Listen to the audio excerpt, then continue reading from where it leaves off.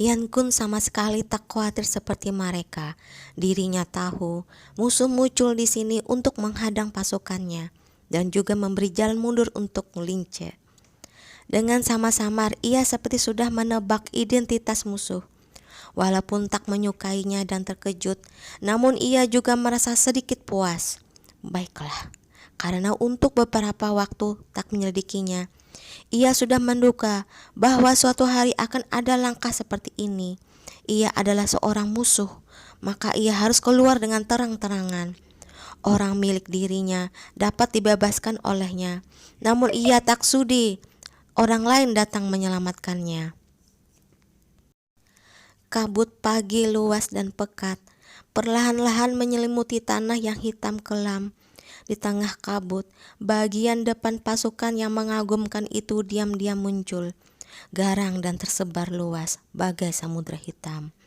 Yan Kun mengenakan jubah dan mantel bulu hitam. Wajahnya tenang dengan menunggang kuda. Ia perlahan-lahan maju ke depan dari tengah-tengah barisan prajuritnya. Dari tengah-tengah barisan prajurit musuh pun, sebuah sosok yang tinggi, langsing dan tampan keluar dari formasi tempur. Walaupun terpisah begitu jauh, begitu pertama kali melihatnya, ia segera mengenali identitas lawan. Seketika itu juga, pandangan matanya kedua orang tua itu beradu di udara. Yan Kun tersenyum hambar, sambil mengangkat alisnya ia berkata dengan suara berat, "Kita sudah lama tak berjumpa."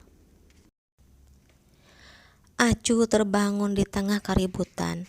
Suara derap kaki kuda datang dengan begitu cepat, bagai guntur yang tiba-tiba muncul di tengah angin dan api. Seketika tersadar, suaranya telah terngiang di telinga. Sudah 3 hari tak makan, ditambah dengan menahan dingin yang pahit di tengah salju dan es. Saat ini, ia sudah kehabisan tenaga. Dengan tergesa-gesa, ia mengambil golok dan menerjang keluar dari kemah. Langkahnya terhuyung-huyung, sekujur tubuhnya panas membara, pandangan di depan matanya penuh cahaya obor yang samar-samar. Seberkas cahaya berkilauan, hampir semua separuh langit menjadi merah. Suara derap kaki kuda bergemuruh, bagai guru dari cakrawala yang bergulung-gulung melintasi bumi. Telinganya penuh suara ribut, seperti ada orang yang menabraknya. Ia mendengar seorang berteriak ketika menabrak dirinya. Ia berpaling dan melihat mata Hikiau yang merah. Mulutnya bergantian menganga dan mengatup. Ia sedang bertarung dengan seseorang. Tubuhnya berlumuran darah. Ia telah terluka.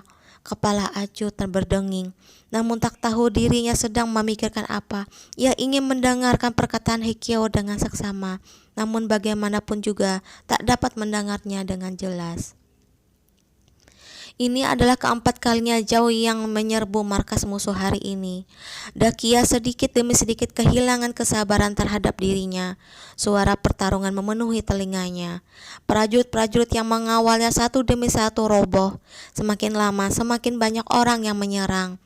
Para prajurit bertempur sendiri-sendiri. Garis pertahanan sudah sepenuhnya diterobos orang. Pasukan Dakia bagai gelombang pasang, sebatang anak panah melesat. Seorang prajurit tersungkur, anak panah itu menembus dahinya, lalu keluar dari belakang kepalanya. Mata panah langsung mengarah menuju hidung Acu. Darah yang menggumpal menjadi hitam mengalir ke bawah setitik demi sedikit. "Lindungi Daren!" Ada seseorang yang dengan begitu keras berseru. Akan tetapi para jurit yang berada di kejauhan sudah tak bisa menyerang. Di mana-mana mayat bergelimpangan. Pemandangan di depan mata penuh warna merah terang. Angin kencang yang menusuk tulang bertiup. Angin dan salju masih memenuhi udara. Acu berpikir sudah tak ada jalan keluar. Sepertinya memang harus seperti ini. Sepertinya memang harus seperti ini. Begitu pikir Acu. Sebaris busur silang diangkat. Anak-anak panah dengan cepat memenuhi angkasa, menembus udara dingin dengan suara berdesir. Acu mengangkat kepalanya, memandang anak panah pencabut nyawa di udara. Untuk sesaat pikirannya linglung. Ia berpikir, mungkinkah ia akan mati? Waktu seakan tiba-tiba berhenti. Dengan linglung mengingat seluruh hidupnya. Sejak kecil ia yatim piatu dan dipilih oleh negara. pelatihan yang sulit selama 10 tahun lebih. Lalu lulus ujian masuk akademi militer, setelah itu masuk dinas rahasia militer, membunuh, bersembunyi, dan akhirnya mengorbankan nyawanya bagi negara. Datang ke dunia yang kacau balau ini, sekali lagi menjalani roda reinkarnasi yang bagai kematian selama 10 tahun. Tiba-tiba ia merasa dirinya begitu lelah sampai titik penghabisan. Angin bertiup dari depan, dengan samar-samar ia mencampakkan seluruh perjuangan dan pertahanannya. Beberapa tahun terakhir ini, tak peduli menghadapi bahaya apapun, ia tak pernah mencampakkan harapan untuk terus hidup. Namun sekarang, ia tiba-tiba tak ingin terus bertarung lagi. Ia berpikir, ia terlalu lelah. Memang harus seperti ini, dengan cara seperti ini dapat istirahat juga baik.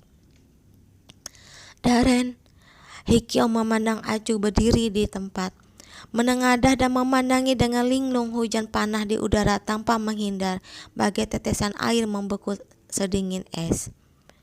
Hatinya seakan dicabik-cabik, dengan seakan gila ia mengayunkan goloknya bagai kilat. Mata goloknya berdesing, memancarkan sinar putih berkilauan di udara. Pada saat yang sama, dua kepala manusia melayang, darah mengguyur sekujur tubuh Hikyo. Namun bagai air danau, musuh masih menerjang ke depan. Ia tak bisa menghindar, tak bisa menendang mereka pergi. Hanya dapat dengan tak berdaya memandang anak panah mendesak sosok Acu. Pasukan Yanbi di atas gerbang Longyin melihat pemandangan ini dengan mata terbelalak. Wajah seorang prajurit muda pucat pasi, lututnya lemas. Seketika itu juga ia berlutut di lantai memandang wanita muda berwajah pucat pasi di tengah api yang berkobar. Ia sambil menangis bersedih, ia berseru, "Acu Darren." Ia adalah prajurit kelahiran Sangsen, ayahnya. Ia adalah prajurit kelahiran Sangseng.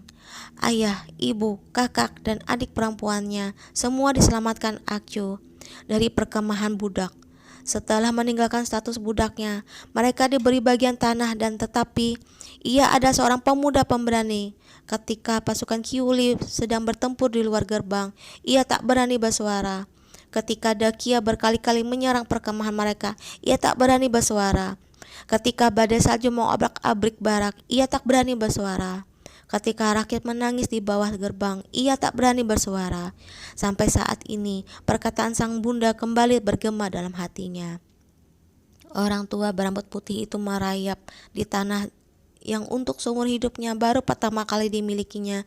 Sambil menangis keras, kepada dirinya ia berkata, menerima kebaikan budi orang, mengingatnya 1000 tahun. Acu Darren adalah Tuhan penolong kita.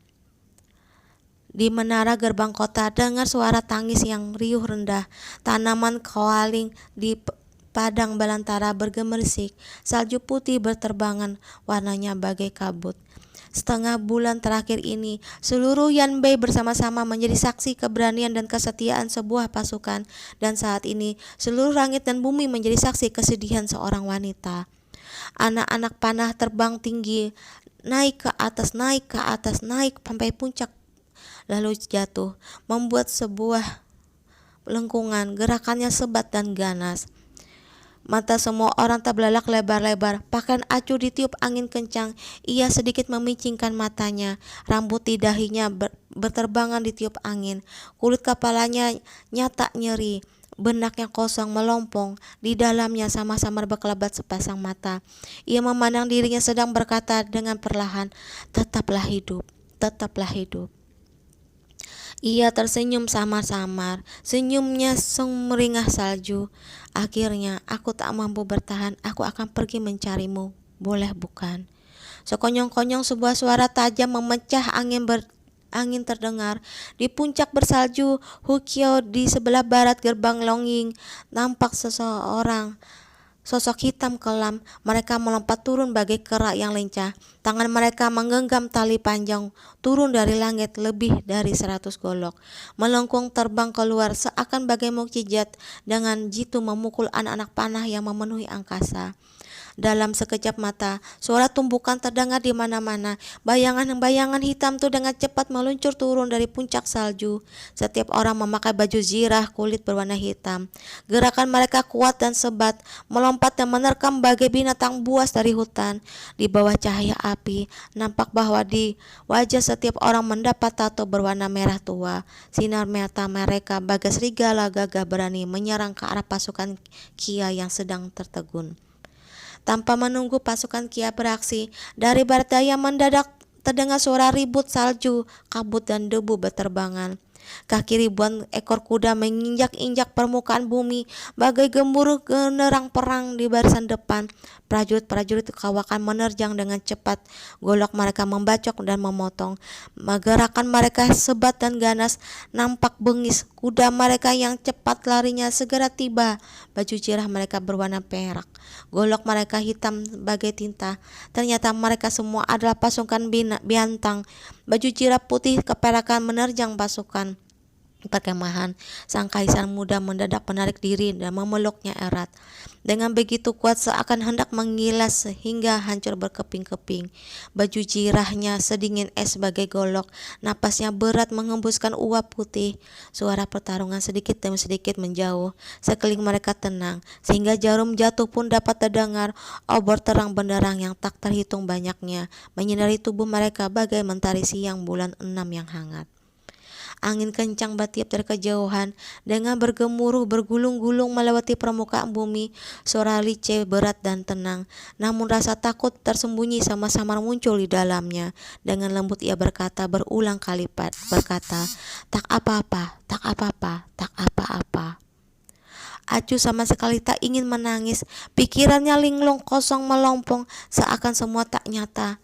Namun air matanya tetes demi tetes menitik meluncur turun mengikuti pola berurat baju jirah di dada Lice, dan terus meluncur turun. Ia memejamkan matanya seakan dapat melihat gunung dan sungai yang tak terhitung banyaknya hancur dan lebur. Bintang-bintang jatuh dari angkasa menjadi abu, turun dari langit dan membakar segalanya. Di samudra api berkobar-kobar dengan dahsyat.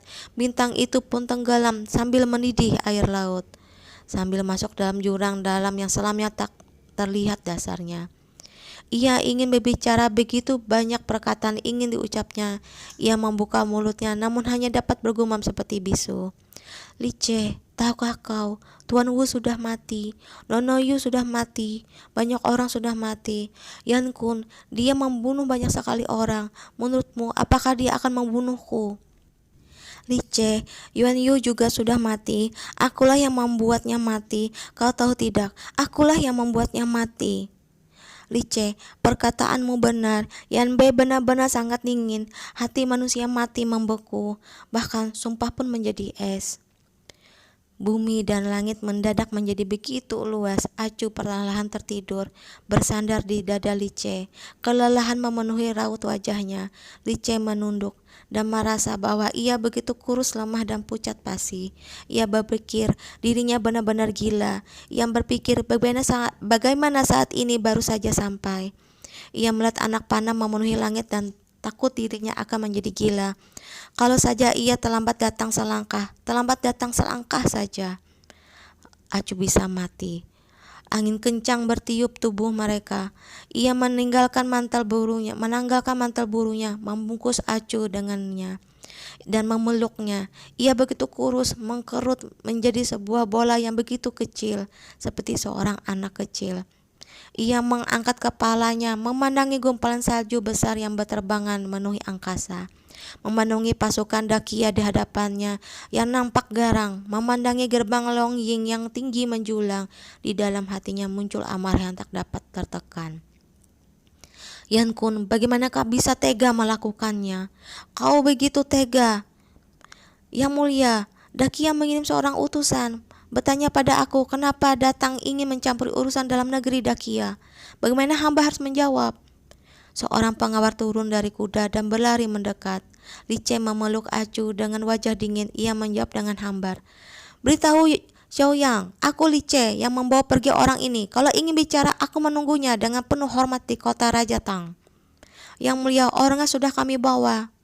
Tiu melangkah ke depan. Seorang lelaki setengah baya yang wajahnya bertato mengikuti di belakangnya.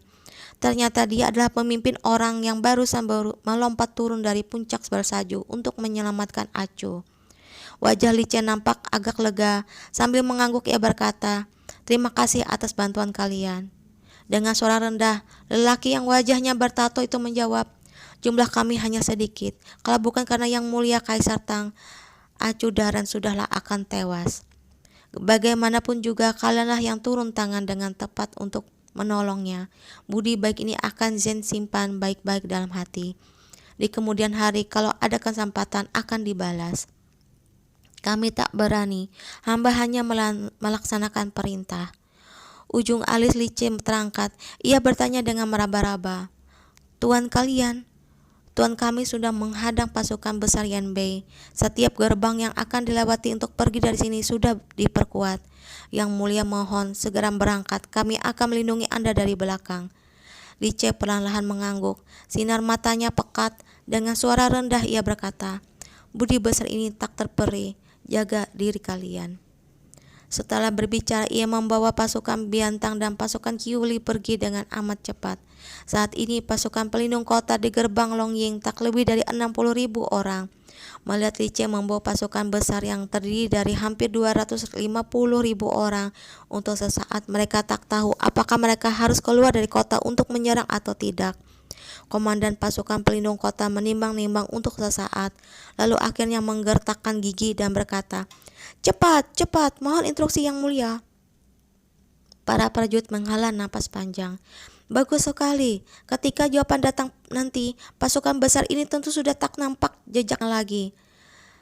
Tak sampai setengah sincen berkemudian, pasukan setelah berjalan sampai ke mulut sungai Shi. Berapa orang berserikat dengan sekitar 2.000 prajurit sedang menunggu dengan tenang. Setelah pasukan Lice berunding sebentar, orang-orang ini meninggalkan sebuah kereta kuda untuk mereka, lalu berbalik dan pergi. Tiu kembali dan berkata, orang itu berkata, berjalanlah 20 li lagi. Mereka sudah mempersiapkan kuda dan ransum untuk kita, dan juga meninggalkan sebuah kereta kuda lagi, katanya. Yanbei sangat dingin, lebih baik Yang Mulia mengendari sebuah kereta. Ketika tirai kereta dibuka, nampak bahwa bagian dalam kereta itu luas, dilengkapi dengan selimut brokat empuk. Di bawah dipan yang tinggi terdapat tempengan besi. Di bawah lempengan besi itu ditaruh 2 buah anglo berapi. Hawa di dalam kereta hangat bagai musim semi. Selain itu, ada pula sebuah tungku kecil di atas porci. Obatnya mengeluarkan uap putih. Setelah dibuka, di dalamnya terdapat sup ayam ginseng yang mendidih. Yang Mulia, Raja Qinghai ini sebenarnya orang suci dari mana? Saat ini ia menggerakkan begitu banyak pasukan. Apakah sebenarnya ia hanya ingin membuat Biantang kita berhutang budi padanya? Dengan tenang Lice memandang poci sup ayam itu, dan untuk waktu yang teramat lama ia tak berkata apa-apa. Acuba terbaring di dalam kereta. Wajahnya yang mungil pucat pasti mengibakan, seakan dapat merasakan kehangatan itu. Ia menghembuskan napas panjang, lalu dengan tenang meringkuk di atas depan, tenang bagai seekor kelinci yang sedang tidur nyenyak. Tiu, andaikan ini kau, siapa yang demi dirimu akan melakukan semua ini? Tiu tertegun. Setelah berpikir lama, ia dengan perlahan berkata, jangan-jangan hanya ibuku yang sudah tua. Istriku tak akan melakukannya. Sudut bibir Lice terangkat sambil tersenyum dan berkata, benar, orang semacam ini benar-benar langka. Yang Mulia, tahu siapa dia? Sudah tahu. Lice mengangguk lalu berpaling memandang pegunungan luas di kejauhan yang tersembunyi di balik salju putih bersih yang berterbangan. Suaranya mengandung sedikit keraguan yang hambar. Kalau sebelumnya aku hanya merasa curiga, sekarang aku sudah dapat memastikannya. Takdir sangat licik, tipu muslihatnya berlapis-lapis. Setiap orang adalah boneka yang terjerat tali, berjalan di jalur yang sebelumnya sudah ditentukan. Karena tak dapat membebaskan diri, untuk apa ia mendahului mengungkapkan akhirnya. Lice tersenyum tipis, sudut-sudut mulutnya lembut memancarkan perasaan tenang yang aku tak bisa mengunggulimu. Sebelum hari terang, hujan salju lebat akhirnya berhenti. Matahari belum muncul. Di atas sebuah puncak gunung yang amat tinggi, berdiri seorang laki-laki yang mengenakan jubah hitam lusuh. Seekor burung Kukuk bersalju mengepakkan sayapnya dan terbang mendekat dari kejauhan. Ia menjulurkan lengannya, burung yang paling garang di dataran Qinghai itu dengan patuh hinggap di lengannya. Tubuhnya putih bersih, hanya di ekornya terdapat 3 helai bulu berwarna merah. Indah bagai darah segar. Ia membuka surat itu lolos dari bencana. Namun sama sekali belum ada kemajuan. Tulisan tangan yang buruk itu masuk ke dalam pandangan matanya. Kaisar Tang sudah membawa pasukan kembali ke gerbang Tangshui. Dalam keadaan sehat walafiat, jangan khawatir. Wajah lelaki itu tenang, sinar matanya masih dingin. Ia tentunya mendengar olok-olok bawahannya. Siapa yang sehat walafiat, siapa juga yang tak usah dikhawatirkan. Ia mengambil pena dan menjawab, tak usah mundur, matilah di sana. Ketika jenderal muda itu menerima surat, ia tersenyum gembira, menunjukkan giginya yang putih bersih. Ia melambai-lambaikan tangannya ke arah prajurit bawahannya yang sudah berhari-hari menggerutu. Mundur, mundur, pulanglah ke rumah. Jenderal Qi, kau merindukan istrimu juga ya? Seorang laki berusia 40 tahun lebih berkata sambil tersenyum. Bahunya terkena anak panah, baru saja dibalut. Namun sekarang ia seperti orang yang tak terkena apa-apa, tertawa terbahak-bahak. Tato di wajahnya bergetar bagai seekor ular kecil yang meliuk-liuk. Inyah kau bajingan tua. Kuharap kau seumur hidup tak akan pernah menderita karena cinta yang tak kesampaian seperti ini. Sialan, anak anjing Yanbei ini terlalu ganas. Seorang prajurit berusia 30 tahun lebih melangkah mendekat. Di hari yang amat dingin itu, bahunya terbuka separuh, dadanya dibalut secari kain putih. Nampaknya juga baru saja terluka. Si tua ini juga tak merampas istri-istri mereka keparat. Semua ikut si tua ini bermain. Jenderal Qi tersenyum dan berkata, kau tak merampas isi-isi mereka, tapi Tuan sudah merampasnya. Ayo pergi, kita tak akan pergi berperang lagi. Suruh Kilang mengatur rute untuk mundur. Kalian semua kembali ke posisi masing-masing, bersiap untuk melenyapkan diri. Jenderal yang dipanggil bajingan tua oleh Jenderal Qi itu bangkit sambil bergerutu. Sambil berjalan keluar ia berkata, kami rasa Tuan menjalankan pertempuran ini dengan tidak baik. Belum sempat melirik istri, langsung membiarkan orang lain merampasnya. Kami juga diperintahkan untuk tak mengalahkan mereka. Dalam jual beli ini kita rugi besar. Orang-orang di kemah besar satu demi satu pergi. Jenderal Qi berdiri di tempatnya semula. Ia agak tertegun mendengar perkataan orang-orang itu. Ia merenungkannya untuk berapa lama. Lalu dengan suara pelan berkata, Tuan muda tak bisa mengatasi bahaya ini. Benar. Karena situasi medan perang impas, waktunya diperpanjang. Hal itu berada di luar dugaan. Walaupun menang, apalah artinya? Jenderal Qi ingat ketika sebelumnya melihat orang itu di medan perang. Sepasang mata pemuda itu perlahan-lahan memicing, sama-sama menunjukkan rasa benci yang tersembunyi. Hutang ini cepat atau lambat akan dibayar. Ketika Li Chen membawa acu menaiki kapal di gerbang Tangshui, saat itu sudah fajar 3 hari kemudian. Matahari terbit dari cakrawala memancarkan seberkas sinar yang berkilauan. Langit begitu tinggi, begitu jernih, tiada awan sejauh laksanali. Gerbang Tangshui berada di sebelah barat daya. Udaranya sangat hangat, dilintasi sungai-sungai hijau bagai batu kumala. Perahu besar itu mulai berlayar. Sebuah suara yang seperti suara halilintar terdengar di cakrawala. Lebih dari 1000 perahu besar mengangkat sauh dan berlayar. Gelombang mengelilingi mereka dari segala penjuru, bagai salju longsor yang bergulung-gulung di cakrawala seakan mau muncul langsung berwarna kebiruan. Tiang kapal condong ke langit, tegak di antaranya layar putih yang berkibar-kibar. Kembangkan layar, Tiyu bersuruh dengan lantang. Suaranya begitu panjang mengandung rasa girang. Li Chen berdiri di buritan kapal. Ia mengenakan pakaian brokat bersulam berwarna hijau cemara. Laut wajahnya nakal, tampan dan bandel. Ia sedikit mengangkat kepalanya memandangi gunung hijau yang amat tinggi itu. Dengan samar-samar ia dapat melihat sosok kesepian di atas puncak gunung itu. lautan manusia, gelombang pagi dan senja, cuaca silih berganti, angin di sungai bertiup dari puncak gunung, membawa keharuman senja yang sama-samar, seakan menimbulkan nyeri yang bagai mati rasa di dalam sumsum. Segala perasaan pun tak nyana menjadi jelas. Lice mendadak tersenyum, senyumnya licik, bagai jubah dengan riang memperlihatkan gigi putih dalam mulutnya. Setelah itu, di bawah pandangan terkejut semua bawahannya, ia melayangkan sebuah ciuman hangat ke arah puncak gunung yang amat tinggi itu. Laksaan orang tersentak merasa jengah. Dengan muram, Tiyu berkata, "Yang mulia, apakah Anda melihat gadis desa yang sedang mengumpulkan kayu bakar di atas gunung?" Lice berpaling dengan terkejut sekaligus girang berseru, "Ya, bagaimana kau bisa tahu?" Dengan tak berdaya semua orang menghela napas panjang.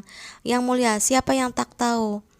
Sungai besar itu bagai rantai, perahu-perahu berlayar dengan berkelok-kelok, sang mentari terbit, semuanya sangat memuaskan. Di atas puncak gunung, lelaki itu berdiri dengan tenang. Ia dengan jelas melihat sikap provokatif Lice itu.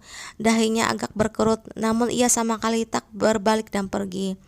Perahu-perahu itu dengan perlahan menjauh, namun ia masih berdiri di sana untuk waktu yang sangat lama. Hatinya tenang bagai angin gunung, tak sedih dan juga tak kelelahan. Angin gunung kiau-kiau meniup punggungnya, bayangannya jatuh di atas tanah, memancarkan cahaya bening yang pucat.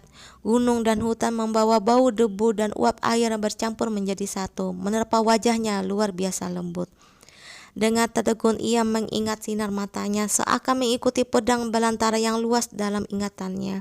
Tiba-tiba ia seakan melihat sebatang pohon tinggi, air muka lembut. Dalam kekecewaannya kehilangan ekspresi dinginnya. Dirinya tak pernah membutuhkan dia tahu. Kalau bisa dia ingin dirinya sendiri berbaring rata menjadi sebuah jalan, mengantarkannya ke tempat yang aman dan damai. Hari itu ada hari ke-29 bulan 9 tahun 778. Saat itu adalah musim bunga seruni mekar di kota Raja Tang. Angin bertiup melewati kota dengan suara berdesir di tengah hari memancarkan sinar keemasan. Acu pun sedang bermimpi. Dengan samar-samar sepasang kakinya masih menjejak padang belantara. Matahari sangat merah. Angin dari ujung langit datang mengarut bumi. Dengan suara berdesir menggulung berumputan di seluruh muka bumi. Gelombang demi gelombang bergulung-gulung bagai gelombang samudera yang kuning melayu senja di padang belantara. Seorang pemuda dengan girang melompat ke punggung kuda dan memacunya. Senyum di wajah seperti dahulu, ia adalah wajah pertama dalam ingatannya. Darah segar meresap ke tanah dan mekar menjadi bunga hoyun yang berwarna merah. Berayun-ayun dengan semarak di bawah kaki kuda yang seputih salju. Dalam lamunannya ia mendengar suara tawar yang pemuda. Sambil tersenyum ia berkata, "Acu, ayo cepat naik." Setelah itu dirinya justru berlari mengajar di belakangnya. Sinar matahari yang panas memanggang menyinari sekujur tubuhnya. Angin bertiup dengan tajam di telinganya. Masa depan penuh harapan cemerlang berwarna kuning, persis seperti yang dibayangkannya beribu kali selama 8 tahun itu. Akan tetapi, tepat ketika dirinya akan menggenggam tangannya, bumi dan langit dalam sekejap berubah menjadi pucat. Salju lebat menyelimuti seluruh cita-citanya bahagia. Pemuda yang periang itu langsung menjadi dewasa. Dengan wajah dingin berdiri di hadapannya. Di belakangnya nampak prajurit-prajurit Renbei berbaju jirah hitam kelam yang tak terhitung banyaknya. Para prajurit itu membawa anak panah yang sedingin es, mengarahkannya ke punggungnya. Dengan panik ia berpaling, namun hanya melihat cipratan darah mengembang di tubuh orang itu. Padang es dikalahkan, air dingin menyebar luas. Ia pun melompat ke dalam danau dalam yang sepi. Dan akhirnya melihat sepasang mata yang kesepian itu, ia mencium sisi bibirnya yang amat lembut. Bibir yang sedingin es menyapu pelipisnya. Telapak tangannya begitu besar, begitu kuat. Sedikit demi sedikit menarik dirinya, menaruh harapan hidup dalam tangannya. Cahaya mentari menusuk mata, telapak tangannya sedikit seakan terbakar api, seakan diukir dalam-dalam dengan sebuah huruf. Darah segar menyelimuti sepasang mata gunung dan sungai yang tak terhitung. Banyaknya hancur lebur di depan matanya. Dalam ingatannya muncul di rumput liar gersang, jurang raksasa merekah di permukaan air laut. yang mencurat. Dirinya dicampakkan orang-orang, seorang diri berdiri di padang belantara yang dilahap api yang berkobar-kobar. Melihat salju longsor di cakrawala dan air laut di sebelah timur mengalir deras menghancurkan segalanya, menguburkan dirinya di tengahnya. Oke teman-teman, kita akan lanjut ya episode selanjutnya. Sampai jumpa. Assalamualaikum warahmatullahi wabarakatuh.